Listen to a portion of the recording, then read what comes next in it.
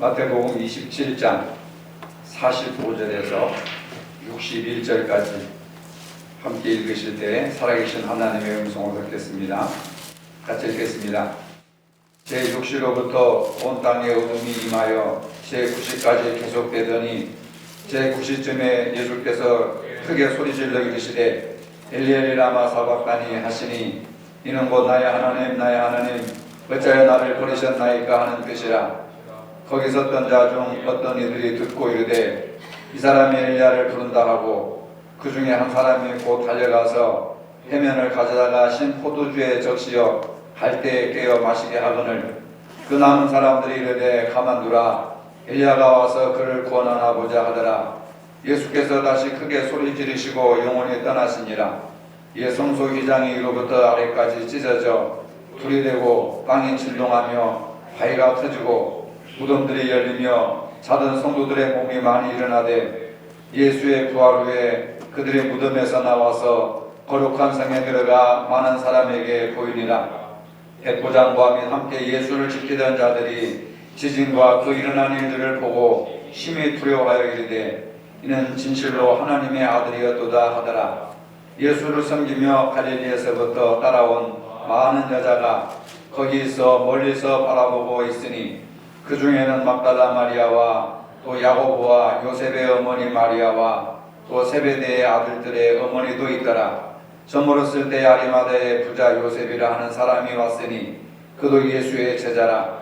빌라도에게 가서 예수의 시체를 달라 하니 이에 빌라도가 내주라 명령하거늘 요셉의 시체를 가져다가 깨끗한 세마포로 싸서 바위 속에 반 자기 새 무덤에 넣어두고 큰 돌을 굴려 무덤 문에 놓고 가니 거기 막달라 마리아와 다른 마리아가 무덤을 향하여 앉았더라. 아멘. 오늘은 종려주일입니다. 내일부터 한 주일 동안 우리 주님께서 고난당하신 고난주간이 시작됩니다. 이 주간은 주님의 고난과 십자가를 묵상하는 한 주간이 될 것입니다. 예수님께서 십자가에 달리셨을 때 온 땅에 어둠이 내리고 그 어둠의 끝에서 하늘을 향해 부르짖은 큰 음성이 들려왔습니다. 엘리 엘리 라마 사박다니. 이 말은 나의 하나님 나의 하나님 어찌하여 나를 버리셨나이까. 예수님께서 하늘 아버지께 드린 간절한 호소였습니다. 그렇다면 오늘 말씀의 제목은 십자가에 달린 예수님이라고 해야 옳습니다. 십자가의 예수님이 하나님으로 바뀐 것은 실수가 아니라 유명한 책 제목 때문입니다. 독일의 세계적인 신학자 유르겐 몰트만은 십자가에 달린 하나님이라고 하는 책을 썼습니다. 그 책에서 이렇게 말하고 있습니다. 아버지께서 아들을 내어주셨으니 그 아버지가 아들을 버린 것은 아버지 자신을 버리는 일이다. 십자가에서 죽어가는 아들은 그 죽음으로 고통을 받고 아버지는 아들의 죽음으로 고통당하셨다. 아들의 죽음만큼 큰 것이 아버지의 고통이다. 아들의 죽음에서 하나님은 아버지 대신 죽음을 고통당하신다. 굉장히 어려운 말 같으죠. 그는 십자가 사건을 삼위일체론적으로 이해하면서 성부, 성자, 성령의 세 인격 사이에 십자가 사건이 일어났다. 이렇게 보고 있습니다. 성부 하나님은 성령을 통해서 십자가의 고난에 동참하고 아픔을 당하신다는 겁니다. 하나님은 감정을 갖고 함께 고통당하시고 죽음이 없는 새로운 세계를 열어가신다고 말하고 있습니다. 하나님의 아들은 제수가 되어서 침묵하셨고 권력지향적인 총독 빌라도와 고발하는 무리가 크게 외쳤습니다. 십자가에 못 박아 죽여라. 십자가에 못 박아 죽여라. 아마도 하나님 나라에서는 주님께서 말씀하시고 죄인들이 침묵하게 될 것입니다. 그런데 세상 나라에서는 죄인들이 소리치고 주님이 침묵하고 계십니다. 유명한 제수 바라바가 노임을 받고 예수님은 십자가를 지셨습니다. 무지한 백성은 더욱더 악해져서 그 피의 대가를 자기들과 후손들이 받겠다고 말하고 있습니다. 하나님의 아들은 옷을 벗겨 채찍질을 당하고 가시면류관을 쓴 채 희롱을 당하셨습니다. 그리고 십자가를 지시고 골고다에 이르러 강도들과 함께 못 박히셨습니다. 이런 비정상적인 일이 벌어지고 있는 동안 다른 일은 일어나지 않았습니다. 하나님께서 아무 일도 하시지 않으시고 그냥 침묵하고 계셨습니다. 존 스토트의 목사라고 하는 유명한 목사님이 있는데 그의 글 긴 침묵이라는 짧은 글에 이런 내용이 있습니다. 마지막 심판 때에 사람들이 하나님의 보좌 앞 광장에 모여 있을 것이다. 심판대 앞에 모여선 사람들이 이런 불평을 터뜨린다는 겁니다. 나는 나치의 공포를 겪고 고통 속에서 죽임을 당했습니다. 나는 흑인이라는 이유로 억울하게 죽임을 당했습니다. 내 지독한 가난을 누가 알 것입니까? 전쟁, 포로, 학대, 나는 이런 것들을 당했습니다. 이런 식으로 자신의 죽음을 하나님 앞에서 심판대 앞에서 원망을 한다는 겁니다. 나는 억울하게 죽었습니다. 나는 억울하게 누명을 쓰고 나는 억울하게 차별받고 나는 가난하게 살다가 이렇게 비참하게 죽었습니다. 그러면서 하나님 앞에 이렇게 말한다는 겁니다. 하나님은 세상의 악과 고통을 허용하시고 당신 자신은 슬픔이나 고통이 없는 아름다운 천국에서 살고 계시니 행복하기만 하실 것입니다. 어떻게 이 고난을 재판하실 수 있습니까? 하나님은 도피자일 뿐입니다. 그러니까 모든 인류가 고통을 당하고 어려움을 당하고 힘든 일을 당한 그 상황 속에서도 하나님은 이 세상의 고통에 무관심하시며 하늘나라에서 혼자 편안하게 행복하게 사셨기 때문에 하나님은 우리를 재판할 자격이 없다. 이렇게 원망하고 불평을 한다는 겁니다. 그들은 가장 심한 고통을 받았던 자들을 대표해서 뽑았습니다.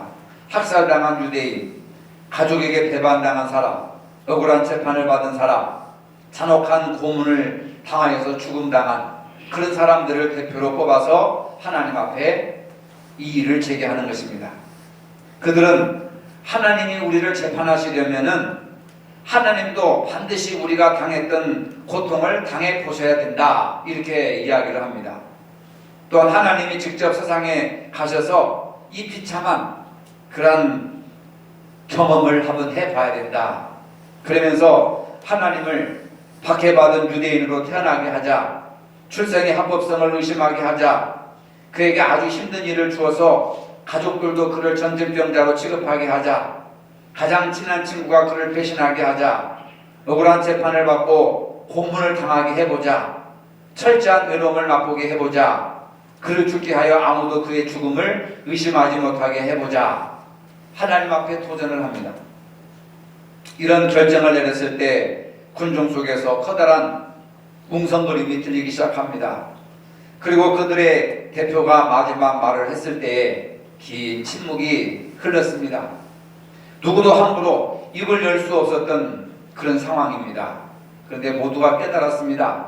하나님은 벌써 이 선고를 다 수행하셨다는 것을 말입니다. 3시간 동안 계속된 어둠의 마지막에 들려온 처절한 비명소리 엘리엘리 라마 사박다니, 이 외침은 예수님이 십자가 위에서 4번째 하신 말씀입니다. 그러나 마태복음에서는 이 말씀만 기록되어 있습니다. 가장 강렬한 그리스도의 외침, 정녕 하나님께서 사랑하는 아들을 버리셨단 말입니까? 고통 속에서 나의 하나님 나의 하나님 어찌하여 나를 버리셨나이까? 예수님은 철저하게 하나님께 버림받아서 저주받아 십자가에 달려 죽었다고 생각을 하고 있습니다. 그런데 아들을 버릴 하나님이 아니시라고 하는 겁니다. 지금까지 폭력과 조롱으로 아들을 괴롭히는 자들의 최악을 참고 바라보신 하나님, 하나님은 자기 백성들의 죄를 대신 지고 형벌을 받는 아들을 사랑하시기에 이 고통을 외면하셔야 했습니다. 그때 하나님은 무엇을 하고 계셨을까요? 많은 신학자들이 예수님이 십자가를 지시고 고통당하시고 죽으실 때까지 하나님이 무엇을 하고 계셨을까? 하나님의 연약함일까? 하나님의 부재일까? 하나님의 무관심일까? 지금도 많은 신학자들이 이 문제를 가지고 하나님의 정통성에 대해서 문제를 제기하는 것을 볼 수가 있습니다. 일본의 유명한 소설가 엔도 슈사쿠가 쓴 침묵이라고 하는 책이 있습니다. 영화로도 나왔습니다. 그 책에서 이런 이야기를 들려줍니다. 그리스도인들은 박해자들의 강압 속에 후미에라고 하는 성화상을 밟고 그곳에다 침을 뱉으면 살려주고, 그리고 그것을 끝까지 거부하고 외면하면 순교를 하는, 죽이는 그러한 상황이 역사적으로 실제 있었던 사건을 그린 이야기입니다. 그래서 살기 위해서 발로 밟고 예수님의 얼굴에다 침을 뱉고 한 사람들은 배교자라고 하는 누명을 썼지만 그 사람들은 살아나고, 내가 어찌 이 거룩한 얼굴을 발로 밟고 침을 뱉을 수 있겠는가? 끝까지 버틴 사람들은 죽임을 당하고, 그 상황 속에서 수많은 사람들이 신앙을 지키다가 순교를 당했습니다. 그럴 때도 하나님은 침묵하셨다는 겁니다. 하나님 도대체 뭘 하고 계셨습니까? 어디 계셨습니까? 왜 침묵하고 계십니까? 그런데 그들이 마음속에 들었던 하나님의 음성은 이런 것이었습니다. 나는 침묵하고 있었던 것이 아니다. 너희들과 함께 괴로움을 당하고 있었다. 배교가 순교보다 괴롭지 않다고 누가 말할 수 있겠느냐? 많은 사람들이 배교자는 나쁜 사람, 신앙을 버린 사람, 배반한 사람, 가룟유다 같은 사람이라고 낙인을 찍고 있었지만 하나님은 배교자와 순교자를 똑같이 괴로움을 당한 사람들로 인정을 합니다. 배교가 순교보다 괴롭지 않다고 누가 말할 수 있겠느냐?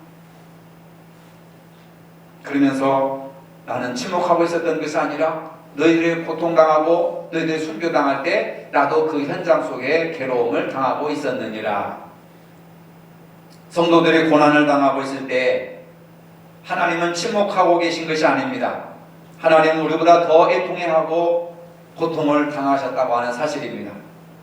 그래서 몰투만이라고 하는 신학자는 하나님이 십자가에 달리셨다라고 하는 유명한 책을 쓰고 있습니다. 아들 예수와 함께 고통을 받으셨습니다. 버리시고 외면하신 것이 아니라 고통당하신 예수님의 십자가에 하나님도 같이 고통을 당하셨다는 겁니다. 이 십자가와 함께 하나님의 새로운 세계가 열리기 시작했고 영원한 나라가 시작되었습니다. 십자가의 중심에는 아버지 하나님이 계셨다는 사실입니다. 예수 그리스도의 영혼을 아버지께서 받으시는 순간 갖가지 표적이 일어났습니다. 성소의 휘장이 찢어졌습니다. 이제 하나님께서는 아들을 통하여서 하늘로 들어가는 문을 열어주셨습니다. 땅이 진동하며 바위가 터지고 무덤들이 열렸습니다. 온 자연계의 창조주가 하나님의 손길에 따라서 반응을 하였습니다.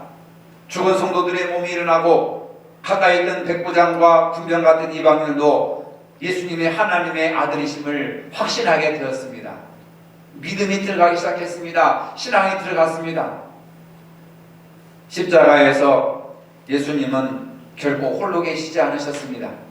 함께 고난을 받으신 성부 하나님께서는 이렇게 예수님의 죽음을 통해서 하나님께로 올 수 있는 새로운 미래의 길을 열어놓으셨습니다. 우리는 십자가의 중심에 계신 하나님을 모시고 그의 아들 예수님을 통해서 이루실 영원한 나라를 바라보게 하였습니다. 여러분, 어렵고 힘들어도 하나님께서 여러분들의 문제 속에, 생활 속에 침묵하고 계시고 외면하고 계시고 하나님 연약해서 여러분들에게 도울 힘이 없는 그런 분이 아니라 여러분이 눈물 흘리고 탄식하고 기도할 때에 하나님께서 그 아픔과 고난의 현장에 함께 계신다는 것을 믿으시기를 바라고, 이런 아버지의 마음을 깊이 하시고 고난의 한 주간을 보내시기를 간절히 바랍니다. 거룩하신 주님, 예수님께서 십자가에서 고통받으실 때 하나님께서도 같이 고통을 당하셨습니다. 우리에게 영원한 생명을 주시기 위해서 새로운 길을 열어놓으셨습니다. 오늘 성찬 예식을 통하여 저희들과 함께하여 주시옵시고 이 시간 우리 가운데 임재하여 주시옵소서. 예수님의 이름으로 기도합니다. 아멘. 우리를 위하여서 살을 찢기시고 피를 다 흘리신 주님, 오늘 우리가 결정하지 못한 마음과 육체를 이 자리에 가지고 나왔습니다. 이제 주님의 살과 피를 제하는 귀한 성례전에 서 있습니다. 이 자리에 임하셔서 우리의 입과 육체의 모든 기능에서 주님의 살과 피를 경험하는 그런 소중한 시간들이 되게 하여 주시옵소서. 그래서 주님을 뵙는 기쁨이 가득하게 하여 주시옵소서. 온전히 성령님의 특별한 임재 안에서 이 고귀한 성례전이 이루어지게 하여 주시옵소서. 우리를 위해서 살과 피를 흘리신 우리 주 예수 그리스도의 이름으로 기도합니다. 아멘. 주님께서 잡히시던 날 밤이었습니다. 우리 주님은 사랑하는 제자들과 같이 마지막 유월절 식사를 하셨습니다. 그때 떡을 들어 축사하셨습니다. 그리고 그 떡을 떼시면서 말씀하십니다. 이것은 너희를 위하여 상하고 찢긴 내 몸이다. 받으라 먹으라 명령하셨습니다. 이제 주님의 명령대로 주의 떡을 함께 받겠습니다.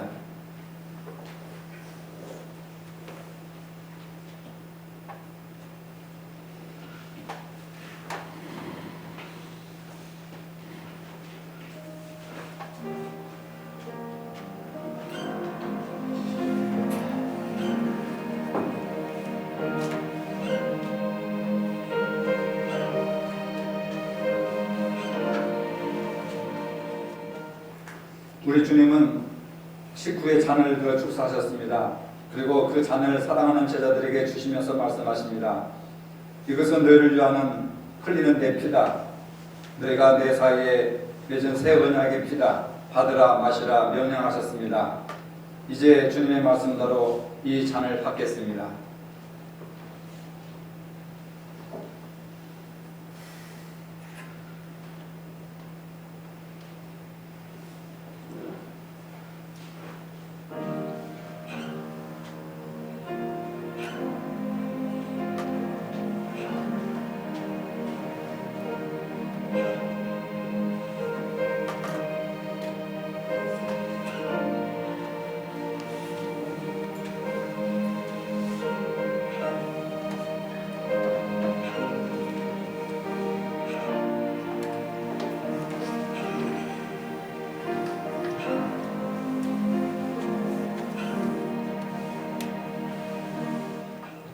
사랑하는 하나님, 자비하시는 종으로 우리들을 이 성찬에 참여하게 하시고 사죄와 구원의 은혜를 새롭게 하여 주심을 감사드립니다.